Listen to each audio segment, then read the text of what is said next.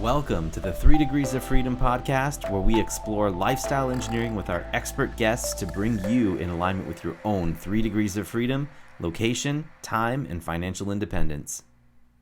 Hello, everyone. Welcome back to the show. Today, we are excited to welcome Mr. Ben Pring to the show. He's an acclaimed IT futurist and thought leader, and Ben analyzes emerging trends in business and technology from cloud computing to AI, which is a hot topic these days. His insights on automation and the future of work have been featured in top publications like the Harvard Business Review and the Financial Times. He's named a leading management thinker by Thinkers 50, and Ben excels at seeing around corners, whether illuminating how digital is changing organizations or in award-winning books like What to Do When Machines Do Everything, or advising global forums like the Bilderberg. His uncanny ability to decode the next big thing makes him a sought-after voice on navigating the opportunities and challenges ahead. Ben, hopefully that was a good enough intro for you. That was great. How was it? How are you today? I'm good, thank you, Derek. How are you doing? Very good, very good. It's good to have you on the show today, sir. So, Great as to I be here. mentioned to you right before we hit the record button, there's always one question that we like to ask every one of our guests before we get going, and that is, which of the 3 degrees of freedom of location, time, and financial do you feel that you're the strongest in right now, and which one do you want to develop further? Yeah, it's a great question. The 3 legs of that freedom stool. Well, this is apropos in a way because I've just broken away from corporate life to be, in essence, a sort of freelance, independent, a free radical, in a way driven by that kind of 3-legged stool that you set up there: time, money, location. I suppose time, in a way, is the freedom that I've sought by recently leaving Gartner, where I'd been for a couple of years, in a second kind of go round there, and setting up my own shingle as an independent voice. Yeah, I think time is probably, the value of time is probably a big part of that drive to try and be in a free radical, to be in charge of one's own kind of destiny rather than tied to the sort of corporate emails. Probably of the 3, I broke away from a physical location 20 plus years ago, really. I've been working remotely from home long before the future of work at home kind of thing in the post-COVID era. I had that notion to arbitrage a city salary and a remote location quite a few years ago. And better not talk about the money side of things, but time is certainly a big thing, and I'm already seeing the benefit of that. I've long been a proponent of the notion that you need a vacuum to be able to think within. You need a blank slate, and if your diary, if your schedule is back to back on calls all day, talking to clients and in a corporate role, sometimes that's really what gets compressed. And I think ultimately, probably to your own personal dissatisfaction and probably not to the benefit of the organization that's paying you to think in the first place. Yeah, absolutely. I love that. And I think we're going to talk about that a little bit more, but I just wanted to underscore once again that every time I talk with someone, the underlying degree of freedom that people feel that they're most attracted to or drawn to is time, because time is that ultimate leveler, right? I don't want to say that it's completely easy to get wealth, right? Or to get financial freedom, because it's not. There is definitely some hurdles there and there's things you have to do. But once you figure out the formula and you are able to repeat that and stick with it, it's something that more or less you can copy and paste over and over again. At least that's the way that I understand it and have seen it work. But time freedom is much different in the fact that you do have a finite amount of it. And there are things we can do with our health and some of our life choices that can make it attenuate a little bit more. But time is the ultimate currency, right? I know you wanted to say something about... No, I think that's exactly right. I think you put it very well, Derek. And again, I think that was one of the drivers for me when I moved from the UK, from London to the States almost 25 years ago, was I was so tied into a kind of city-based commute in London. Whereas when I came to the States and I managed to break away from a city, working remotely, spending a lot of time traveling, but killing that commute, I very much thought that time saving was incredibly valuable to me. When I had a young family, being around the family was the time, that time was invaluable.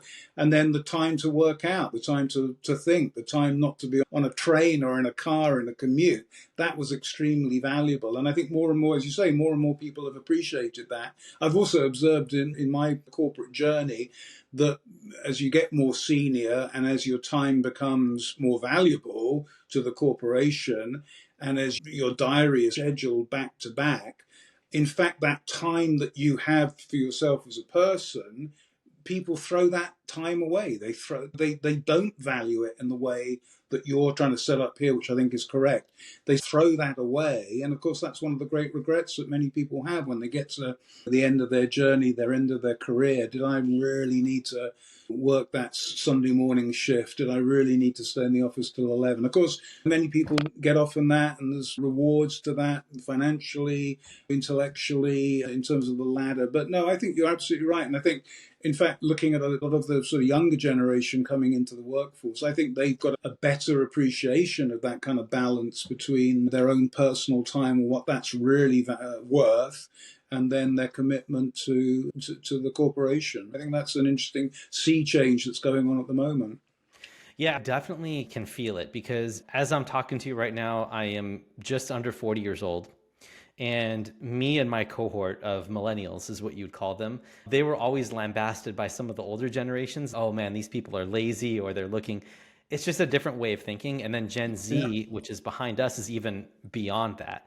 yeah. So, just out of curiosity, I know that you're looking at what AI is doing and what all of these technologies are doing, but there's also a demographic shift with the culture and the Mm, ability for younger people to adopt some of these technologies earlier on. And it's already mm, starting to have an impact on kids and their parents, even the grandparents of mm. the younger generation these days. Yeah, So the question is, you have this book, What to Do When Machines Do Everything. yeah. And I want to try to understand what type of things you discover in that book, or what are some of the common themes that you're seeing for the younger working generations? And what do you think we should be ready for? What's out there for us? Yeah. No, it's a great question. It's a very interesting way to put it, to frame it in that demographic shift context. I think that's very insightful of you framing that in that way, because there's so much existential angst among the intelligentsia and the sort of talking head community. And I've said this for a while. There are so many people forecasting the end of the world, and they typically tend to be people that skew older. And I've Yeah. long said to them, it's not the end of the world, but it might be the end of your world, because they're aging out. And I've personally, I'm quite a bit older than you. I'm in my early 60s, and I've personally been very conscious of not aging out, of not trying to falling into that trap of seeing all this new technology and these new kind of approaches, these new aesthetic, if you like, as a disaster and the end of the world, because it's not. It's just the world is changing. The world has always changed. Anybody with any familiarity with history at all and what's come before them can see how different the world was 50 years ago, 100 years ago. There's nothing platonically right about that world. There's nothing platonically right about the world that's coming. It's just the world is always changing. And I think that existential fear that a lot of people have around AI and what it's going to do, I don't think young people, by and large, are as freaked out as it, because they're the proverbial frogs in the boiling pan of water. They've been getting used to this. They're using filters on their phone, all driven by AI. They're using TikTok, all driven by AI. AI is just a tool within that environment. And I think smart people are going to figure out how to use these tools for their own advantage in the way that somebody my age figured out how to use the tools available to me, somebody of your age figured out how to use the tools of your age. And I think young people, of course, there's challenges, there's a lot of issues in the world, just as there's always have been. But I think young people have the means of production, to put it in kind of economic theory terms, literally in the palm of their hands now, in a way that previous generations haven't had. You don't need a big data center nowadays. You don't need a huge factory to produce anything. It's all here on your phone. It's all here on your Right. computer. And a lot of the technology within that is going to enable young people, a creative imagination there to come up with all sorts of things which will take the world forward and solve a lot of the problems that my generation are going to leave behind. I think to summarize all of that and get back to your kind of key question of what to do when machines do everything, there's a great quote that we have in the book, which is not our quote, but it's a journalist called Kevin Kelly, who was the founding editor of Wired magazine a long time ago. He said this very well, and we reference it in the book, which is that the future of your work, whatever it is you do, is X plus AI. X being what you do. You're a doctor, you're a teacher, you're a politician, you're a podcaster, you're a writer. It's X, that's your thing. Add AI to that, and that's how you get to the next performance threshold of what it is you do. And it's a very simple kind of idea, a very simple formula, but it's really saying don't fight the technology, don't think that this is here to destroy you.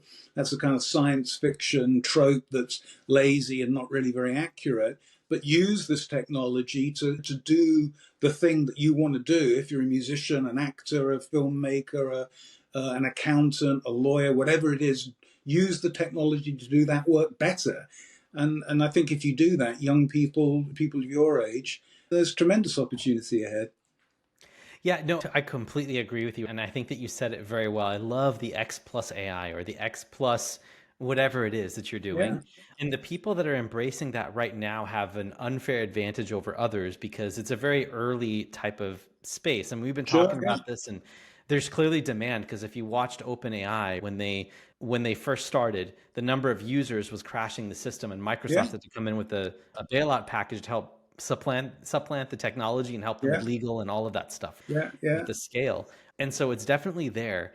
And what I hear from this also is that whatever it is that you do as a human being, you're going to use AI to augment what you do.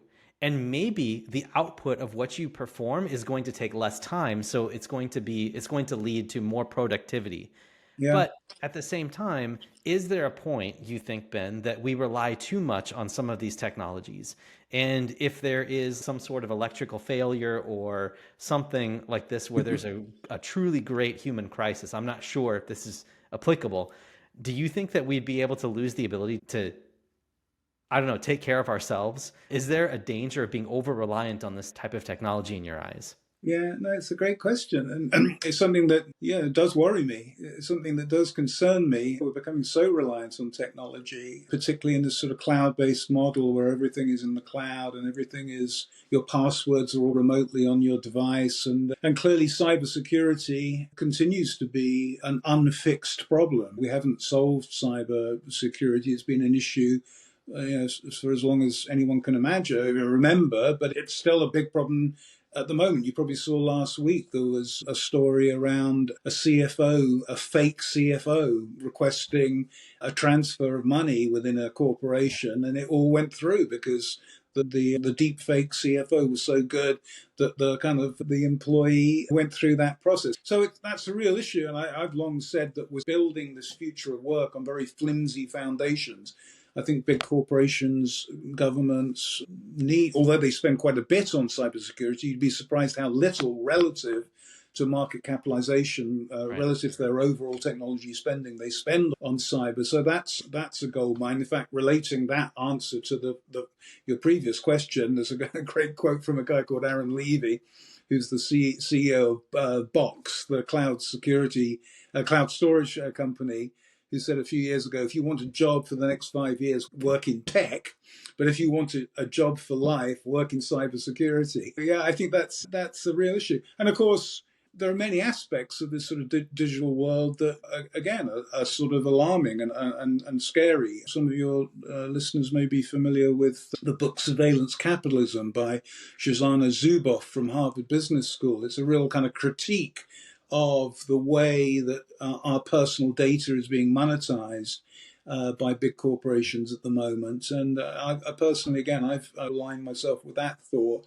Yeah. Yeah, so there is clearly a lot of kind of areas for concern, a lot of sort of negative aspects to this. But again, I've always posed this question in the context that oftentimes the debate is between the utopians and the dystopians, and now the modern parlance seems to be changing to between the accelerants and the decelerators. If people are familiar with that debate that's going on in Silicon Valley at the moment, but I've always felt that's a kind of false dichotomy in a way, because we all know that in history was the plague and war, but people fell in love, got drunk, had a good time.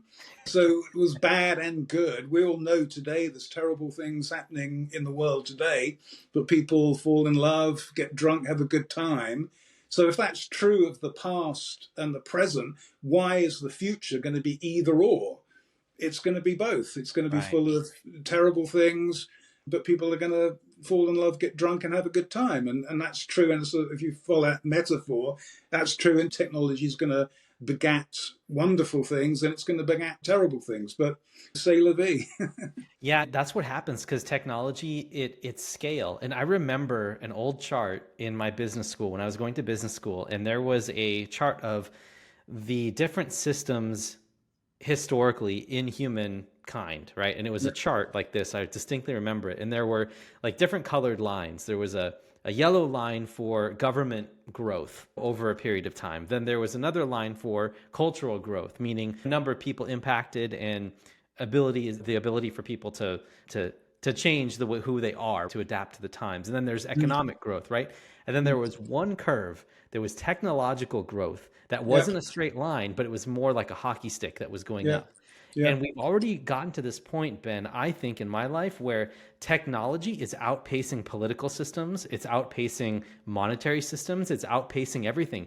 And information is everywhere now. And when information is everywhere, it accelerates the ability for people to make decisions quicker. And when we make decisions quicker, the world changes faster. Yeah. And one thing, I guess, where I'm leading to with this is that this is just my basic understanding. I'd love you to jump in and say if that's not right. But I am in the real estate sector. And what I used to do is I used to work in oil and gas. These two sectors are some of the most oldest and some of the most antiquated things that have not adopted with AI or have not embraced some of this technology. And they're even resistant to go to desktop machines and start doing remote work situations at all in this situation. Yeah. My thought is, because this is a real estate investor show, or most of the people that listen to this is real estate, how do you think artificial intelligence is going to help transform the game for real estate investors who want to find properties to buy or looking for investment, or agents, for instance, that are they're buying and selling properties? More towards the investors, though, is what we're looking at.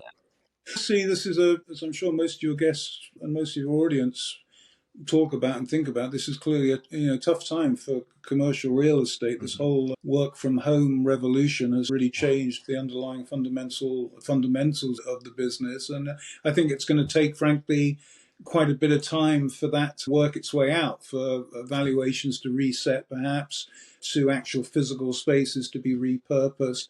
So it's a tricky one, and I think that's probably a medium-term dynamic. It's not going to be fixed in the next year or two. It's going to take quite a long period of time. Again, I'm not one of those that think that the office is dead. I'm not one of those that thinks that the sort of central business district is dead. I do think there's clearly a reconfiguration of what that physical space looks like, how we use it. Again, I've long thought that the office is really for three things. The physical office, if you like, is for three things. It's a showroom. It's where you bring your clients to impress them. It's an R&D facility. It's where people come together to cook the secret sauce of whatever it is you do. And then it's a clubhouse. It's a social space. And my observation prior to COVID was that most offices in most kind of Western business areas, London, New York, wherever, the office was not really optimized for any one of those three things. It was optimized for a sort of mishmash of that. It wasn't really very impressive for the clients. It wasn't really a very nice space for people to be. And it wasn't really a very nice sort of social space to hang out in. And I think what the reconfiguration of the office in the next few years may be is to be much more precise because it might not be in one physical office. You might have a small showroom, you might have a kind of R&D space out in the suburbs, you might have a party space, a social space, where people would come together in a kind of cooler part of town. So I think that reconfiguration is going to take a long time. But in terms of how AI can help, I think one of the obvious things to talk about this week, the week after the Apple I was VR, just about to mention that. yeah, I was just lenses. about to. People are talking about the Yes. potential for that to do physical virtual walkthroughs, physical space, to be able to design in the VR environment. I think there's a huge potential there, and I think that's going to clearly show up in commercial real estate. It'll probably show up in high-end residential initially, and then probably permeate down into sort of the more of the high-end mid-market.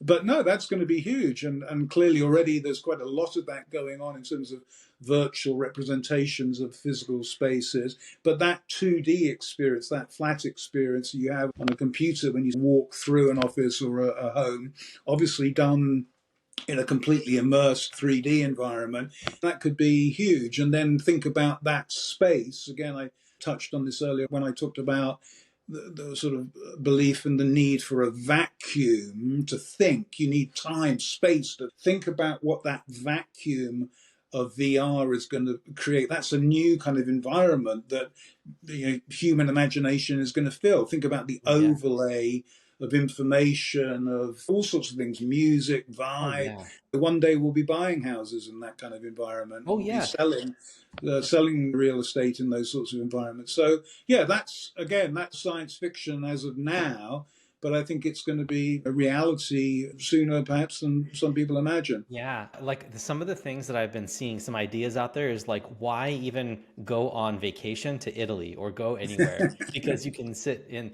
and another thing I wanted to point out here, and I'm curious your thought on it, is that obviously malls across the United States have been doing poorly because partly because of Amazon and because Yeah. the ability to buy things online. So now you don't have to go to a physical mall; you have a virtual mall where you can buy Yeah. stuff, right? Yes. Yeah, no, that's going to be huge. And I think I still think there will be a significant role for the physical in-person experience, both in tourism, in vacations, and in retail as well. In fact, I think you could draw a parallel between this moment and the emergence of TV, mass market Oh yeah. TV, Mhm. because again, when TV started becoming more mass market, more people had all of the big sports leagues around the world were very worried that if the game's on the TV, nobody's going to come to the stadium to see the game.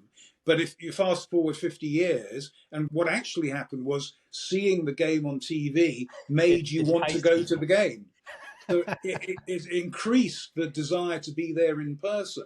And I think the same sort of surprise might happen in VR. You might go to Florence in Italy in VR, or you might go to the mall in VR. But as long as that experience is cool and you really want to do it, then you're going to want to go there physically in the real world as well. I think the problem for many of the malls, the collapsing malls in America, is just those physical experiences have degraded so much over the last generation or two. Yeah. They've because again, there's been a short-termism in terms of the investment profile for Right. lots of the supermarkets, the retailers. Again, I've said this, there's a paradox or a contrast you can see if you go into a local pharmacy and you walk up and down the aisles and you don't know what you're looking for something, you don't know where it is. If you try and find somebody in that store to ask, good luck to you. There's nobody there. If you go into an Apple store, you're overwhelmed by how many people are working there in the Apple store. And the reason for that is because the pharmacy didn't automate away the elements of the transaction or the experience that they could. And so they relied on people to do things that computers and automation could do much better. And so if you go to an Apple store, all the transactional elements of it have been automated away.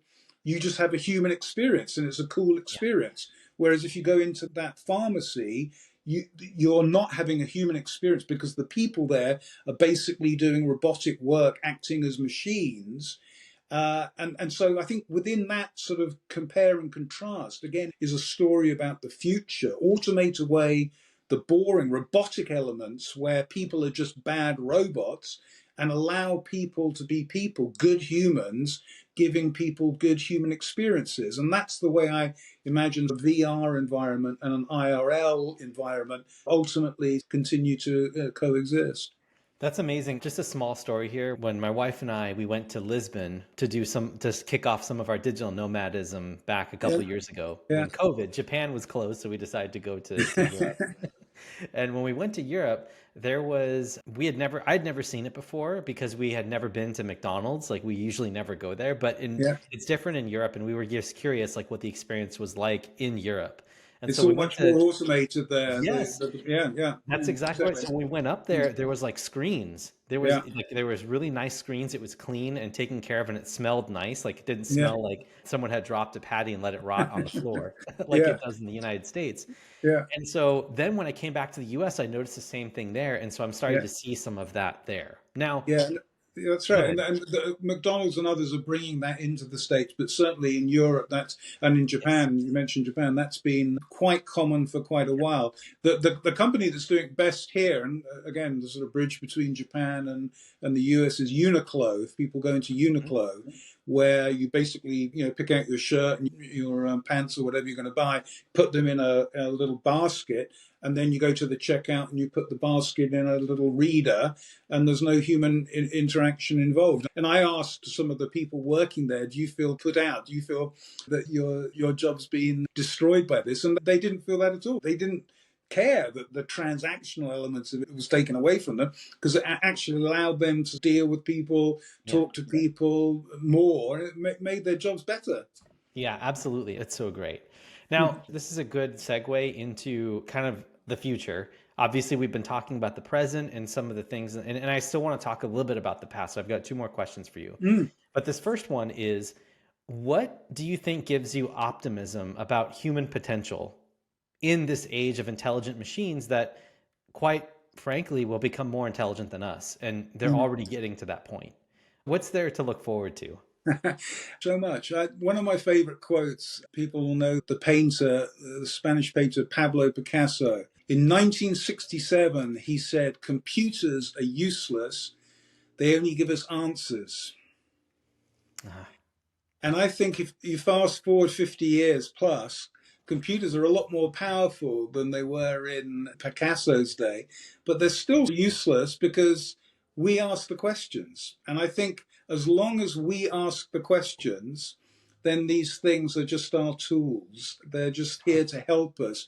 And the great genius of people, and it's been true for however many years we've been on this earth, and I think it's true for the indeterminate future, is that every answer that's given to you by a teacher, by a podcaster, by a computer just generates the next question. mm, And that ability to ask the next question, that's really the route to commercial security, to personal happiness, fulfillment. It's that ability to keep on asking questions. Curiosity, I think, is the fundamental, unquenchable, unfillable sort of aspect of humanity that gives me hope, because we'll always continue to want to know what's around the river bend. And even these incredible, powerful tools can give us answers in a way that Picasso could never have imagined. I think I'm pretty convinced, pretty confident that humans will continue to be able to ask those questions that give them their route forward. yeah, I love it. I think that it's maybe is the right way to say it is that the humans are supplying the art.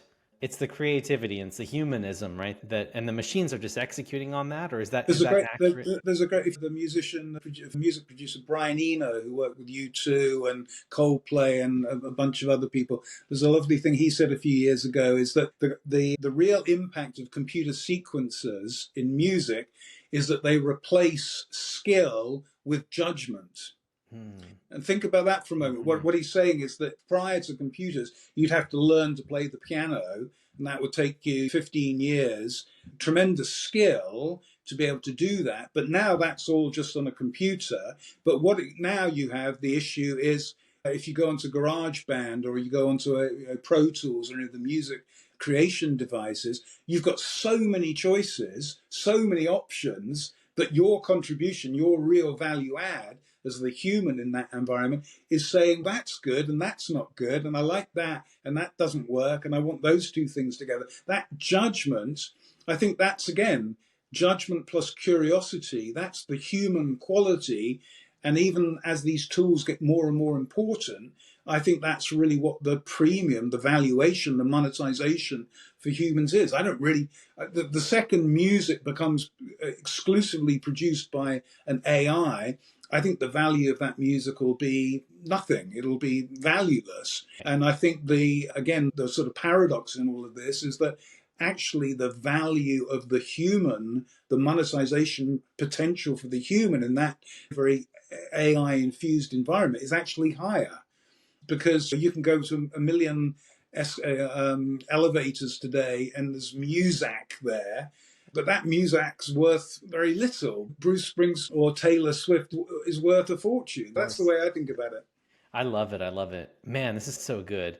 I have to add one more question before we start to head into the final part of the show. But Sure. I'm going to ask you the second to last question now, which is lessons from history, because obviously you've been doing this for quite some time.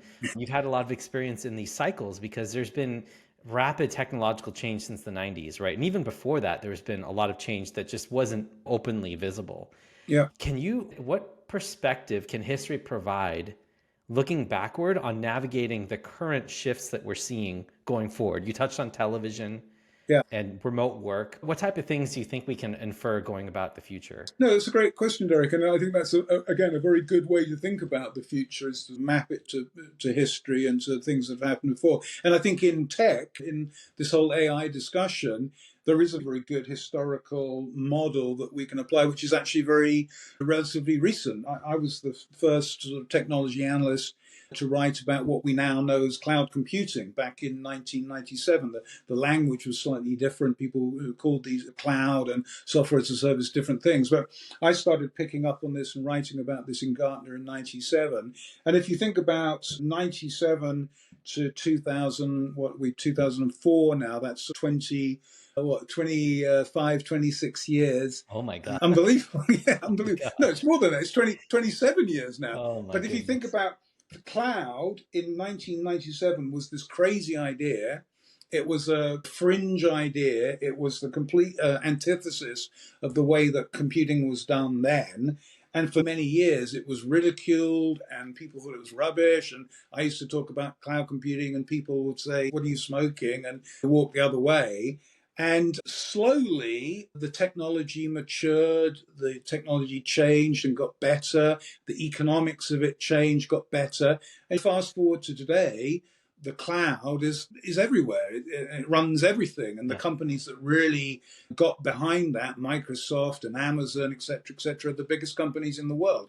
But the people might be familiar with the Gartner hype cycle, this notion that we get very excited and then we go off it and it goes down again, interest goes down, and then slowly it becomes more and more mature and it enters the era Gartner called the plateau of productivity, when it becomes a real thing, a real tool that people can use. And I think that model, which took sort of 25 years with the cloud, probably by about year 12, year 15, it was apparent that this was going to happen. It wasn't just an idea that was going to be consigned to history. It was going to happen. But that wave, 25 years, really took to unfold from a tiny little kind of seed, a tiny little acorn, to being a huge oak tree.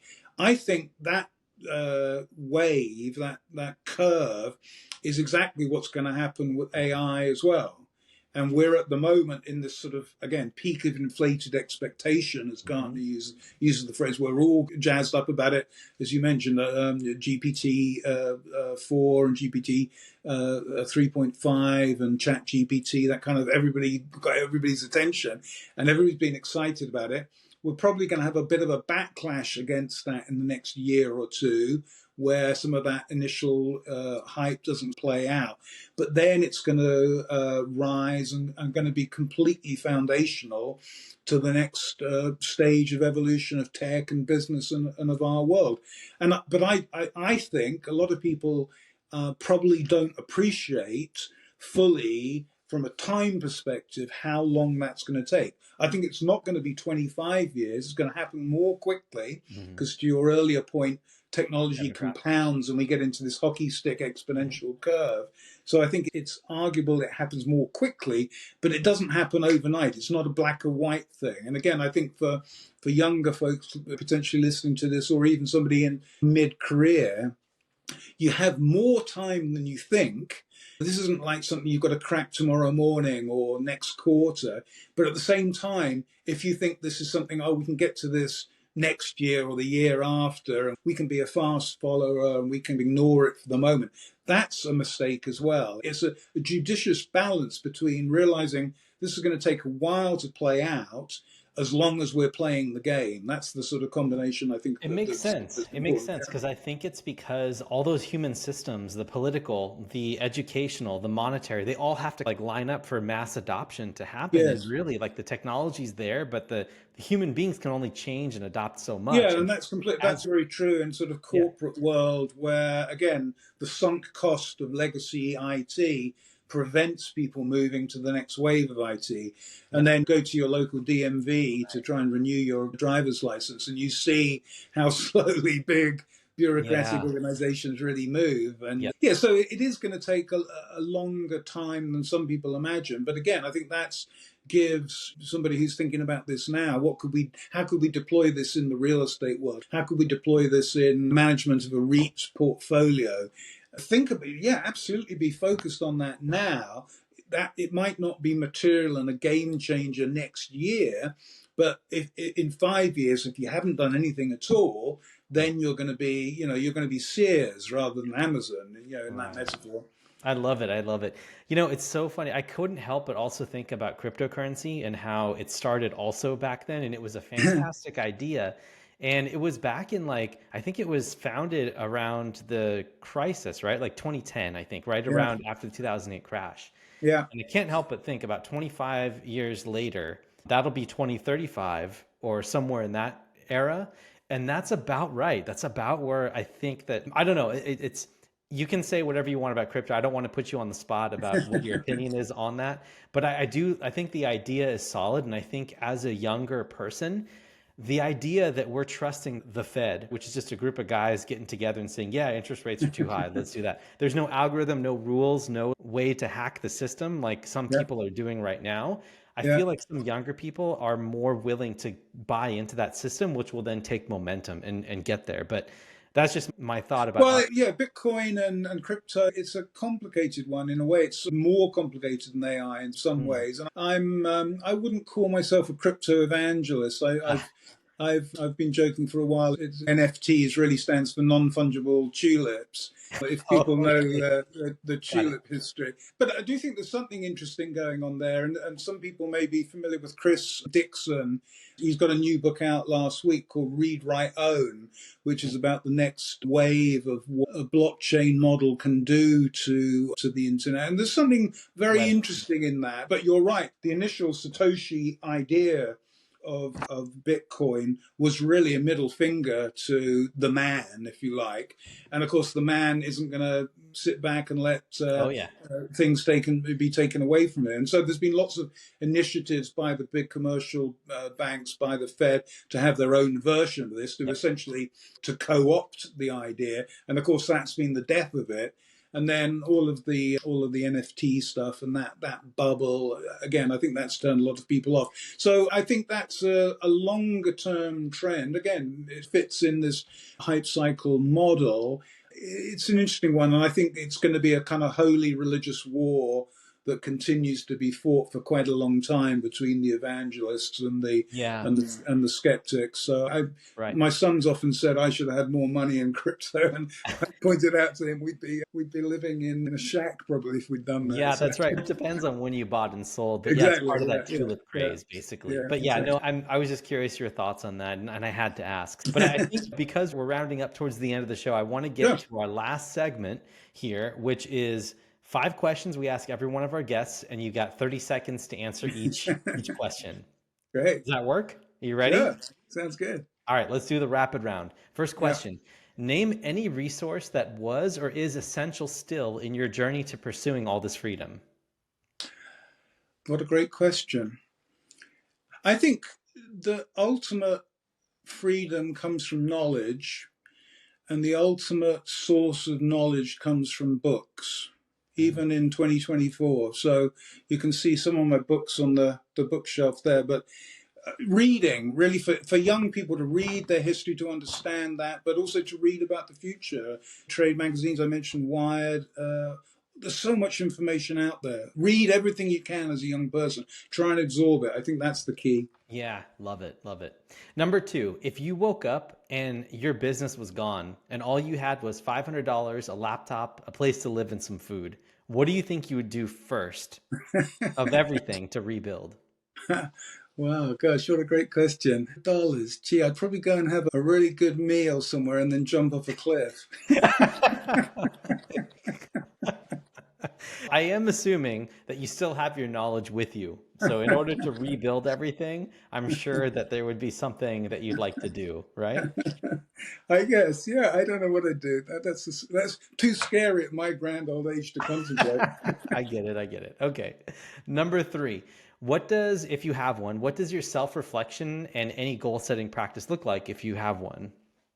I think embarking on a kind of next stage of my journey, being freelance, breaking away from a sort of corporate full time gig, I think it's making a success of that, really. Mm. It's being able to leverage all the relationships, all the knowledge, all the network that I've built up over a long period of time and develop that and use that. So yeah, I think that's the next challenge. And it's a little scary. I've had a full time gig for 40 years. Congratulations. Yeah, You've joined the cohort of entrepreneurs in this I world. know That's I haven't amazing. quite become a nomad like you, Derek, but maybe that's in the future. I love it. Fantastic. Yeah. Get some location freedom out there. You Yeah, already have it. Just take yeah. advantage of it.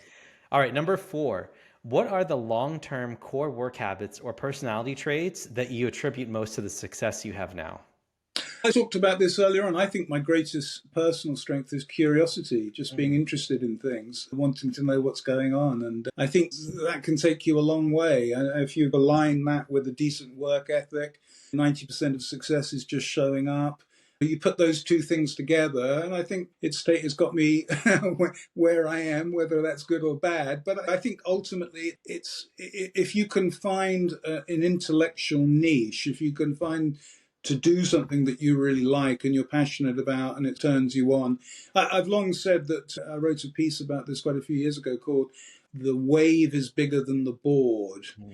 I think if you can put your board, who you are, on a big wave, and AI is a big wave, even if you're an ordinary person, you're going to do fine. Whereas if you're a brilliant person and you put your board on a dying wave, a crested wave, no matter how brilliant you are, you're not going to have such a great ride. So I think for a young person, look for the big waves. What are the big Beautiful. waves? Maybe crypto's a big wave. I think the whole AI thing is a huge wave, a generational, a lifetime wave. For a 20 Yeah. 20 year old, you'll still be doing this in 60 when you're 60. Put your board on that big wave, I love and it. that board is really curiosity, a decent work ethic. That'll take you a long way, I think. I love that. Absolutely. I think real estate's not going anywhere because we are human beings that need physical space around us, Yeah, especially residential. My yeah, wife is in healthcare, and yeah, there's plenty of people that are on that wave of trying yeah, to learn, and she's doing virtual stuff now with yeah, using AI. yeah, And for me, I love tech tools and I love connecting things. And yeah, so I love that analogy of picking the right wave with your yeah, board. That's yeah. amazing. Love it. Okay. Last question. What tool or process would you say has become one of your most important time, money, or energy saving ninja magic tricks that you use nearly every day?